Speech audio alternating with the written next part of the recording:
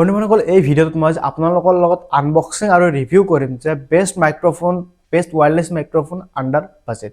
বন্ধুসকল আপোনালোকৰ বাজেটৰ ভিতৰত মাত্ৰ 2000 টকাৰ ভিতৰত আপোনালোকে এটা বেষ্ট ওয়্যাৰলেছ মাইক্ৰফোন পাব, য'ত আপোনালোকৰ 3 লেভেল নইজ কেঞ্চেলেশ্যন পাব।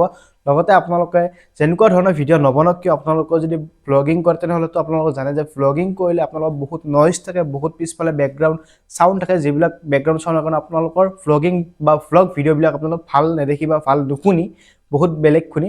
সেয়েহে আপোনালোকক মই সাজেষ্ট কৰিম যে এই যে মাইক্ৰফোনটো Kenaro P10 ওয়্যাৰলেছ মাইক্ৰফোন, ইয়াত আপোনালোকৰ 3 লেভেল নইজ কেঞ্চেলেশ্যন পাব আৰু লগতে এই মাইক্ৰফোনটো একদম কম দামতে আপোনালোকে পাব। লগতে আপোনালোকে কি পাব, কেনেকৈ ব্যৱহাৰ কৰিব লাগে আৰু এই মাইক্ৰফোনটো সঁচাই কিনিব পাৰিনে নোৱাৰে সম্পূৰ্ণ কথা এই ভিডিঅ'ত আলোচনা কৰিম। আগতে এই মাইক্ৰফোনটো আনবক্সিংটো আপোনালোকৰ লগত কৰি লওঁ।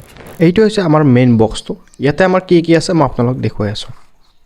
প্ৰথমতে আপোনালোকক দেখিব পাইছে এইটো হৈছে বক্স, য'ত আপোনালোকৰ ব্ৰেণ্ডিং আছে Kenaro, আৰু ইয়াৰ ভিতৰত আছে মাইক আৰু ৰিচিভাৰ, লগতে আৰু কি আছে আমি চাওঁ আহক। প্ৰথমতে আহিছোঁ, ইয়াত কিছুমান আপোনালোকে ডকুমেণ্টছ পাব। এইখন আছে আপোনালোকৰ ৱাৰেণ্টি কাৰ্ড। এই QR কোডখন আপোনালোকে স্কেন কৰি আপোনালোকৰ ৱাৰেণ্টিটো এক্টিভ কৰিব লাগিব। আৰু এইখন হৈছে আপোনালোকৰ ইউজাৰ মেনুৱেল, য'ত আপোনালোকে স্পষ্টভাৱে ইন্ট্ৰডাকশ্যন কৰা আছে আপোনালোকে কেনেকৈ আপোনালোকৰ মোবাইল ফোনত বা কেমেৰাত আপোনালোকে ইউজ কৰিবলৈ সম্পূৰ্ণ ইয়াতে আপোনালোকৰ গাইডেন্স দিয়া আছে। আৰু এইটোত কি আছে মই এবাৰ আপোনালোকক দেখাই দিছোঁ।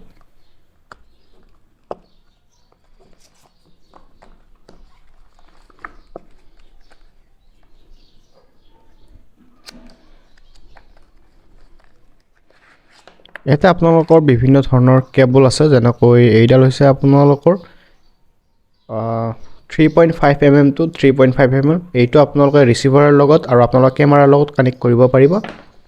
নেক্সট আহিছোঁ, এইটো হৈছে আপোনালোকৰ USB to Type-C দুটা আছে। আপোনালোকে এইটো আপোনালোকে যিটো মেইন বক্স আছে এইটো চাৰ্জ কৰিবলৈ আপোনালোকে ইউজ কৰিব পাৰে, নহ'লে আপোনালোকৰ দুটা ৰিচিভাৰ থাকে, এই ৰিচিভাৰ দুটা আপোনালোকে চাৰ্জ কৰিবলৈ আপোনালোকে বক্সত যেতিয়া আপোনালোকৰ চাৰ্জ নাথাকিব আপোনালোকে ডাইৰেক্ট এনেকৈ ৰিচিভাৰ কেইটা আপোনালোকে চাৰ্জ কৰিব পাৰিব। এনেকৈ এই দুটা মূৰ আছে Type-C, এনেকৈ আপোনালোকে ব্যৱহাৰ কৰিব পাৰিব।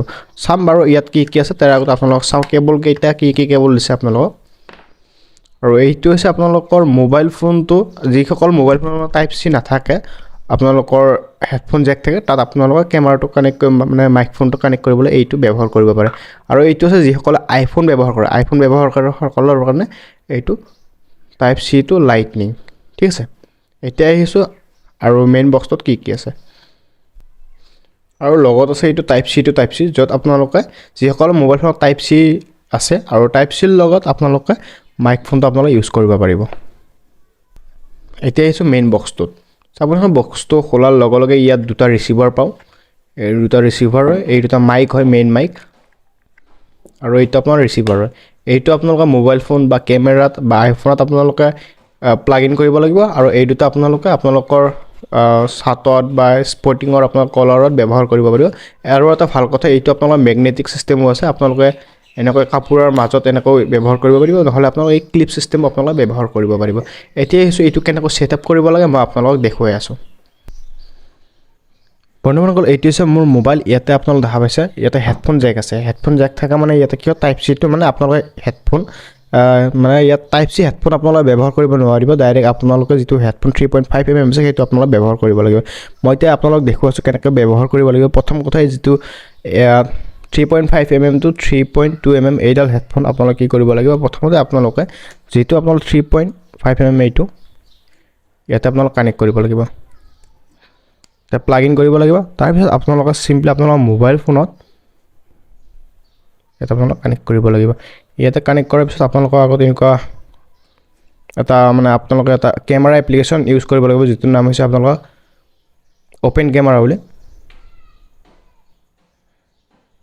এইটো কেমেৰা আপোনালোকে ব্যৱহাৰ কৰিব লাগিব। এতিয়া আহিছোঁ আপোনালোকে কেনেকৈ মোবাইল ফোনততো প্লাগ ইন কৰা দেখালে, কিন্তু এতিয়া মোবাইল ফোনত প্লাগ ইন কৰাৰ পিছত আপোনালোকে চিম্পলি মই দেখাই দিছোঁ আপোনালোকৰ যিটো মাইক্ৰফোন থাকিব এনেকুৱা ধৰণৰ থাকিব, আৰু পিছফালে এইটো আপোনালোকে এনেকৈ খুলিব পাৰিব।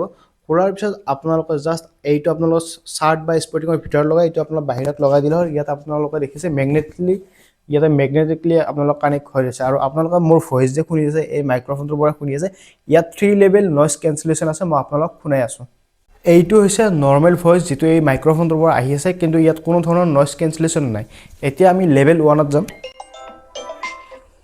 এইটো হৈছে লেভেল 1 নইজ কেঞ্চেলেশ্যন আৰু এবাৰ ক্লিক কৰিলে এইটো হৈছে লেভেল 2 নইজ কেঞ্চেলেশ্যন আৰু লেভেল 3 টো শুনিবলৈ আপোনালোকে জাষ্ট চেনেলটো সাবস্ক্ৰাইব কৰি বেল আইকনটো দবাই থৈ দিয়ক